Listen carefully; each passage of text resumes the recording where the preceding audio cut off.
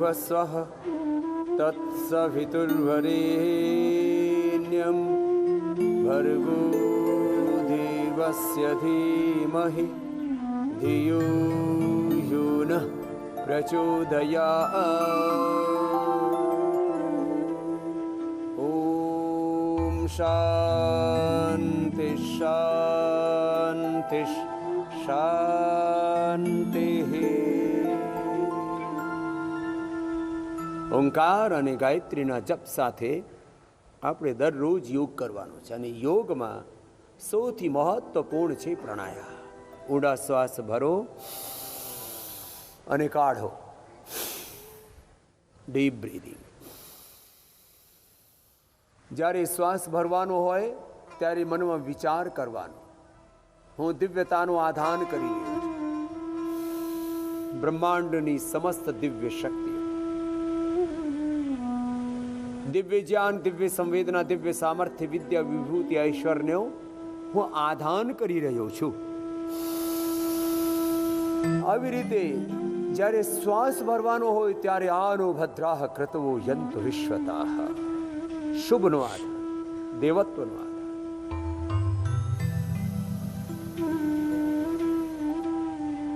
શક્તિનું અર્જન, ભસ્ત્રિકા પ્રાણાયામ. અને 5 મિનિટથી માંડીને 1 કલાક સુધી અમે કરાવીએ છીએ આ ભસ્ત્રિકા પ્રાણાયામ. અને જેના 90% સુધી ફેફસા ખરાબ થઈ ગયા હોય એનું રેસ્પિરેટરી સિસ્ટમ 100% એબ્સોલ્યુટલી રાઈટ થઈ જાય છે. આ છે આ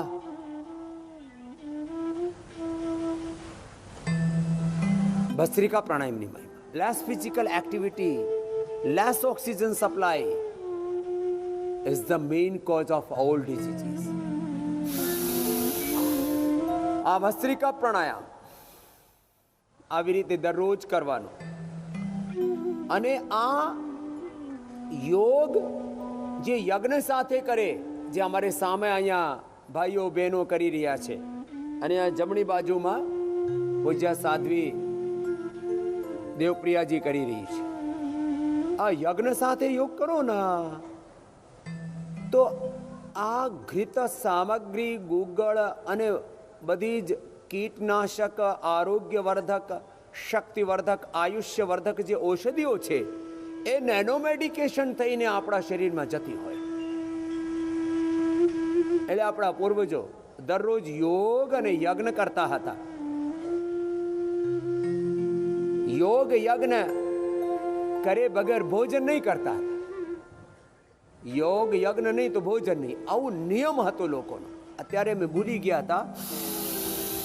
આ ભસ્ત્રિકા પ્રાણાયામ સામાન્ય માણસ માટે 5 મિનિટ, જેના ફેફસા વીક હોય એ 10-20 મિનિટ, અને જેનો રેસ્પિરેટરી સિસ્ટમ એકદમ ખલાસ થઈ ગયો એ 70-80-90% લોકોના ફેફસા, 90% સુધી લોકોના ફેફસા વીક હોય. અને ઘણા બધાના તો 90% સુધી ફેફસા, રેસ્પિરેટરી સિસ્ટમ ખલાસ થઈ જાય. એ પણ ભસ્ત્રિકા પ્રાણાયામથી સાજા થાય. સામાન્ય ગતિથી બધા કરજો.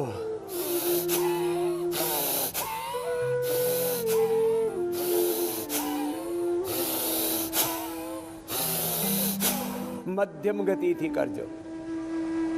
અને જે યુવાનો છે આ તો તીવ્ર ગતિથી પણ કરી શકે.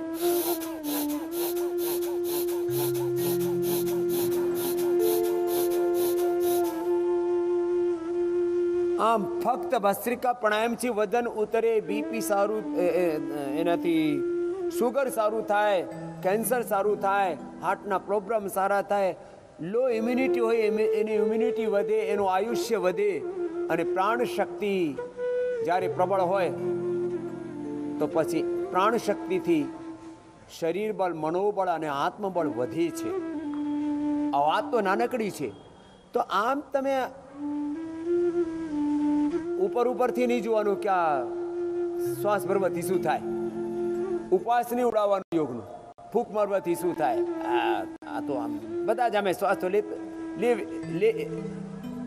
લેવીએ જ છીએ.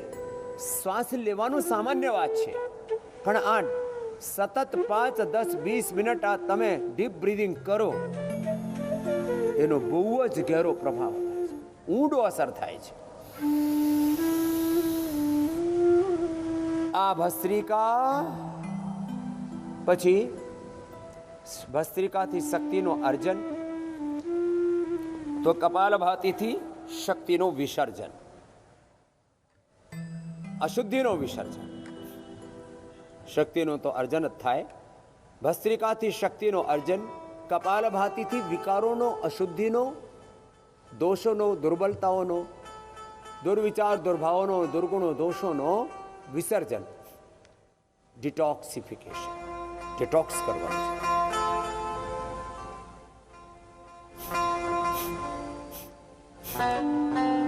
એક રાઉન્ડ 5 મિનિટનો છે, પછી 10 મિનિટ. અને જેને અસાધ્ય રોગ છે એને તો અમે અડધું કલાક, 1 કલાક સુધી કરાવીએ છીએ.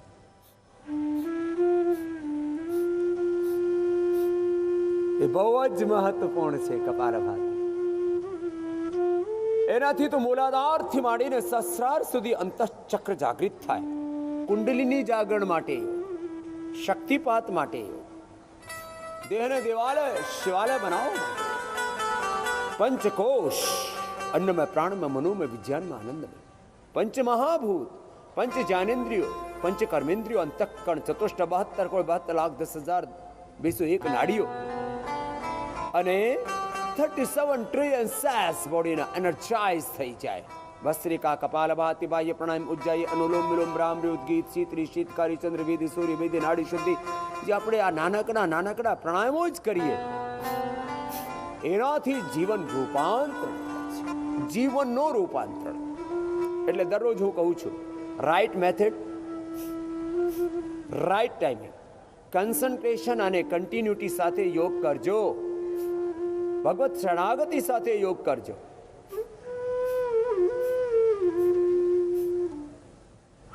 એનાથી કમ્પ્લીટ એક્સપ્રેશન થાય, complete balance, complete rejuvenation, complete divine transformation, divine birth, rebirth થાય છે યોગ થકી. યોગથી આ જે લાભો થાય છે ને, આ નાનકડા શબ્દો છે, પણ આમાં જીવનનો સમગ્ર સત્ય સન્નિહિત છે. યોગથી નિરોગ તો આપણે થઈએ છીએ, આરોગ્ય તો આપણને મળે જ. એ આરોગ્યતા પામીને સ્વાસ્થ્ય સાથે સાથે જીવનમાં શાશ્વત સુખ મળે, શાંતિ મળે, સફળતા મળે, વિજય મળે. જે ધારો એ મળે તમને. યોગ તો કલ્પ વૃક્ષ છે.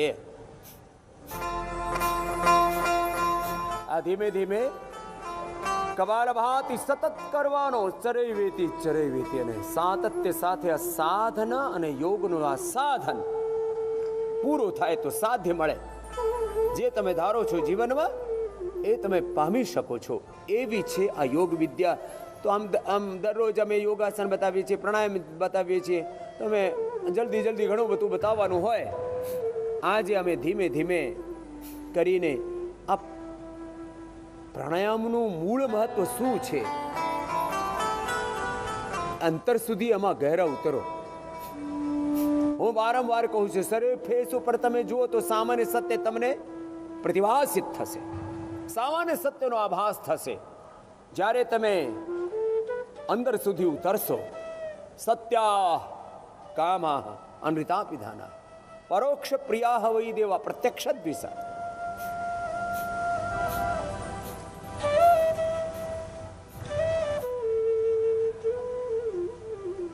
એક કરવાથી તો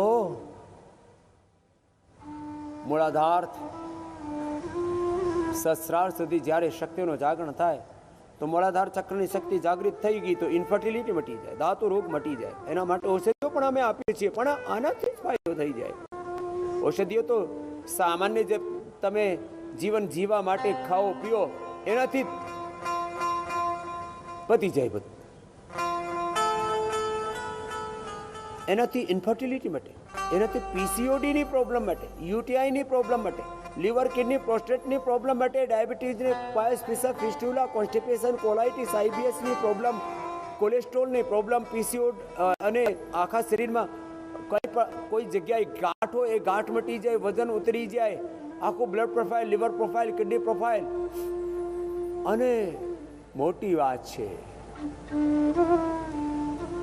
પાચન તંત્ર સાથે હૃદય તંત્ર, શ્વસન તંત્ર, સ્વર તંત્ર એટલે મૂલાધાર, સ્વાધિષ્ઠાન, મણિપુર, હૃદય, વિશુદ્ધિ, પછી આજ્ઞા તંત્ર, ભ્રીકુટી અને સહસ્રાર, આખું નાડી તંત્ર, પ્રતિરક્ષા તંત્ર, જીવન તંત્ર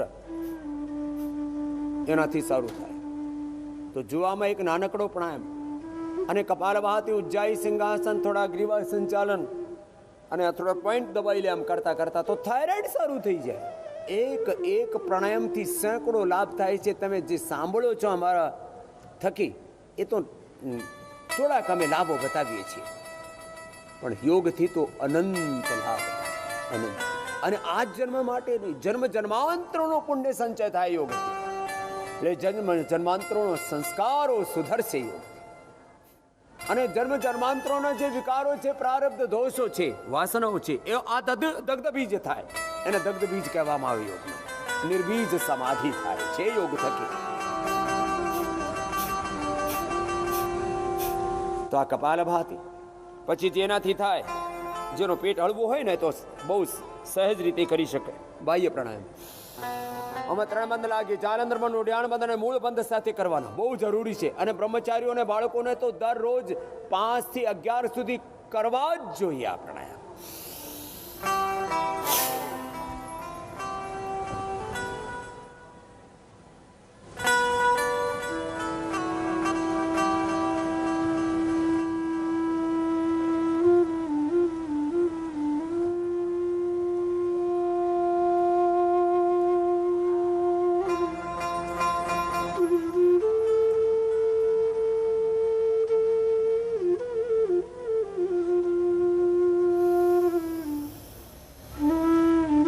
બાહ્ય પ્રાણાયામ 20-30 સેકન્ડથી પ્રારંભ કરીને એક બારમાં 20-30 સેકન્ડ, અને એને 3, 5, 7, 11 બાર દરેક યુવાનને કરવું જ જોઈએ. યુવાનો માટે ઉર્ધ્વરેતા થવા માટે, બ્રહ્મવર્ચ સ્ટેજ પામવા માટે બહુ જ જરૂરી છે.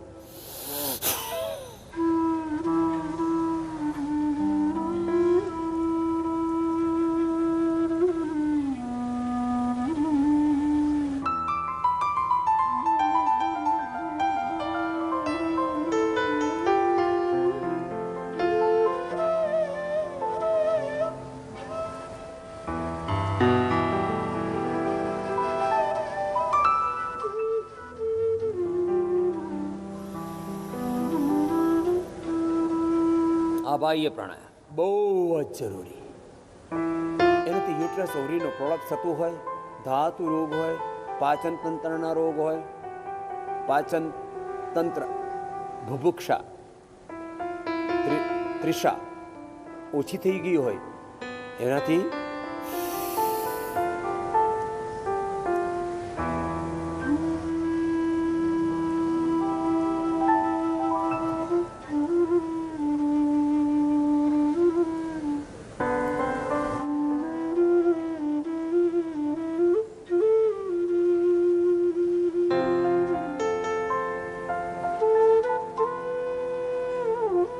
મંદાગ્નિ એનાથી સારી થાય. એ બહુ જ જરૂરી છે બાહ્ય પ્રાણાયામ. અને કંઠ માટે ઉજ્જાઈ પણ બહુ જ જરૂરી છે. એક બાર શ્વાસ ભરીને 1 થી 2 મિનિટ સુધી બાળકો રોકી શકે, બાકી તો 20-30 સેકન્ડમાં જ લોકો ખલાસ થઈ જાય.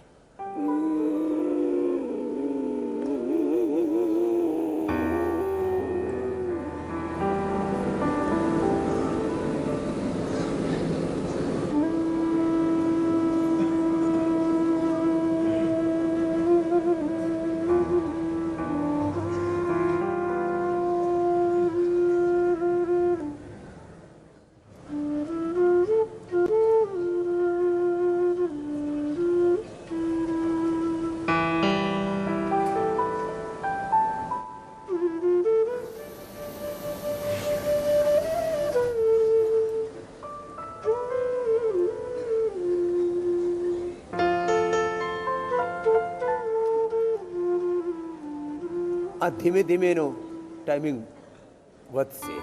અભ્યાસથી યોગાભ્યાસ પરિષ્કૃત થતો જશે. પછી અનુલોમ વિલોમ એ પણ એક અનુષ્ઠાનની જેમ કરવાનું. ઘણા બધા અનુલોમ વિલોમ કરે, 5 વાર કરે પછી હાથ નીચે આવી જાય. ઓછામાં ઓછો 5 મિનિટ આમ સતત કરવાનું. પછી ધીમે ધીમે 15-20 મિનિટ. અને જેને અસાધ્ય રોગો છે ને તો 1-1 કલાક અમે કપાલભાતિ અનુલોમ વિલોમ કરાવીએ છીએ.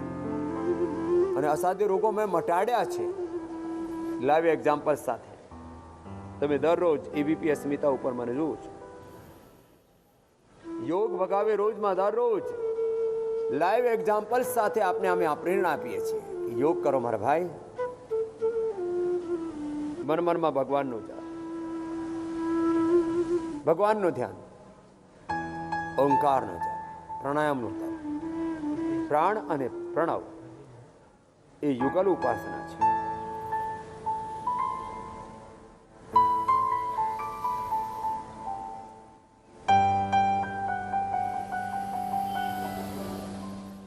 ઊંડો શ્વાસ ભરવાનો અને ધીમે ધીમે કાઢવાનો. સહેજ થઈને કરવાનું.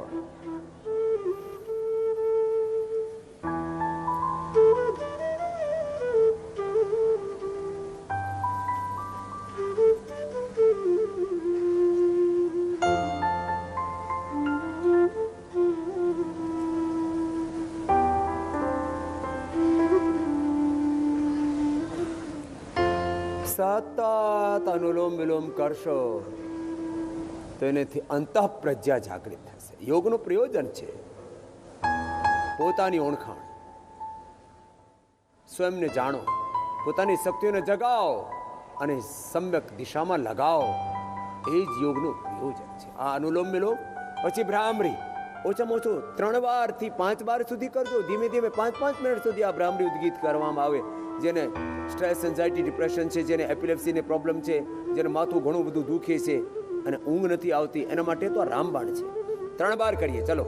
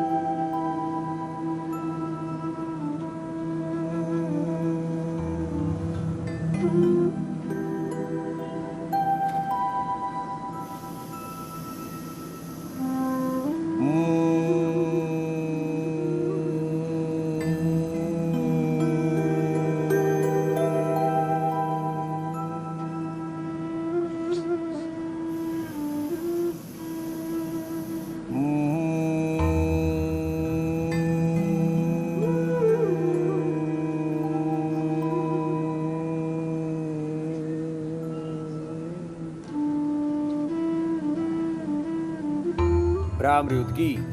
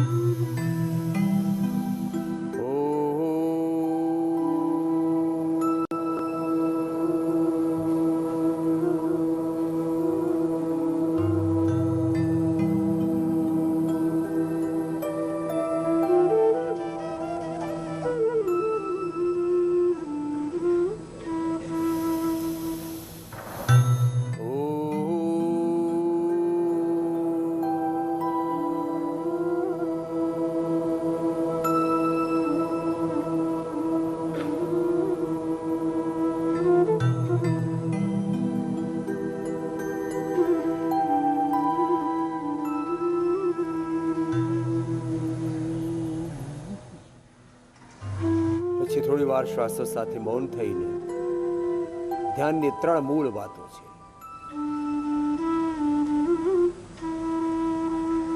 હું અજર અમર નિત્ય વિનાશી જ્યોતિર્મય તેજોમય સુખમય શાંતિમાં આનંદમાં આત્મા છું. હું ભગવાનનો અંશ છું, ઋષિઓનો વંશ છું. યોગ અમારો, ધ્યાન અમારું, દિવ્યતા અમારું, ઋષિત્વ અમારો સ્વભાવ છે. અને એ વાતને સતત ધ્યાનમાં રાખવાનો, એના માટે આપણે પ્રયત્ન કરવો પડે, અભ્યાસ કરવો પડે, સાધના સાધન કરવા પડે.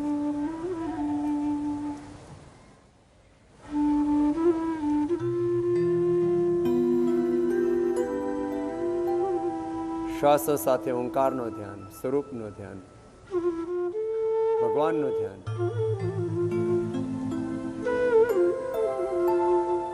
આ જીવન અને જગતના શાશ્વત સત્ય સાથે એકાત્મતા. ધ્યાનનો આ તીસરું ચરણ છે કે ભગવાનને વિશ્વમય અનુભવ કરતા કરતા જે વિશ્વાતીત, ગુણાતીત, ભાવાતીત, ત્રિગુણાતીત પરાત્પર બ્રહ્મ છે એના સાથે એકીભૂત થઈ જવા. શરીરથી, ઇન્દ્રિયોથી, મનથી, બુદ્ધિથી, પ્રાણથી ધ્યાન કરવાનું અને અંતે ગુણાતીત, ભાવાતીત થઈને પરાત્પર બ્રહ્મની સાથે એકાકાર થઈને ધ્યાન કરવાનું. અને સદાય સ્મૃતિ રહે, વિસ્મૃતિ ના થાય, આત્મવિસ્મૃતિ ના થાય, આત્મવિમુક્તા ના થાય, આત્મવિભ્રાંતિ ના થાય. બંને હાથ ઉપર લઈ લો, પછી એની પાછી અનુલોમ વિલોમ ભ્રામરી, પછી અનુલોમ વિલોમ. નાડી શુદ્ધિ જેને જે ગમતું હોય, સૂર્યભેદી, ચંદ્રભેદી આ પ્રાણાયામો કરી લે, શીતળી શીતકારી પણ જેની આવશ્યકતા એ કરી લે, તો પછી જીવનમાં કોઈ રોગ રહે નહીં. તો આજે ખાસ કરીને અમે પ્રાણાયામની વાત કરી. પ્રાણાયામ સાથે ઓંકાર અને ગાયત્રીનું ધ્યાન કરી લે તો શરીરમાં કોઈ રોગ ટકે નહીં. એટલે યોગ ભગાવે રોગમાં. દરરોજ મારી સાથે યોગ કરજો અને સદાય નિરોગ રહેજો.